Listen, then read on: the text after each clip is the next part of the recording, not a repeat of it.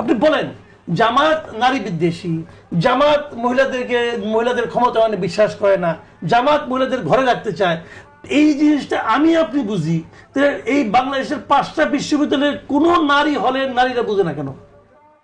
ওরা কি শিক্ষিত না? ওরা কি আমার আপনার চেয়ে কম বুঝে রে ভাই? আমি তো ওর স্বার্থ বুঝতেছি, ও তো তার নিজের স্বার্থ বুঝতেছে, তার নিজের স্বার্থ সে বুঝে না কেন? বুঝান আপনি আমারে। নিশ্চয়ই কিছু একটা কারণ আছে। আমাকে একজন বলতেছে যে ওরা তো ব্রেইন ওয়াশ করে ফেলেছে। তারপর আপনি ব্রেইন ওয়াশ করলেন না কেন? ওইটা যদি ব্রেইন ওয়াশ হয়, একটা পশ্চাৎপদ ধারণা থেকে যদি ব্রেইন ওয়াশ করতে পারে, আপনি আধুনিক চিন্তা ভাবনার লোক, তা আপনি একজনকে ব্রেইন ওয়াশ করতে পারলেন না কেন? তাহলে আমার ব্যর্থতা আছে। আমি একটা ভালো পদ্ধতি নিয়ে আসি, কিন্তু আমার ব্যর্থতা, আমার আচরণগত ব্যর্থতা। তো ওরা একটা খারাপ পদ্ধতিকে এস্টাবলিশ করতে পারছে। তাহলে হুইচ ইজ বেটার? ভাই আলোচনা কিন্তু বুঝতে হবে, পদ্ধতি ইটসেলফ কিন্তু কাজ করে না, পদ্ধতিটা যার হাতে পড়ছে সে কাজ করে।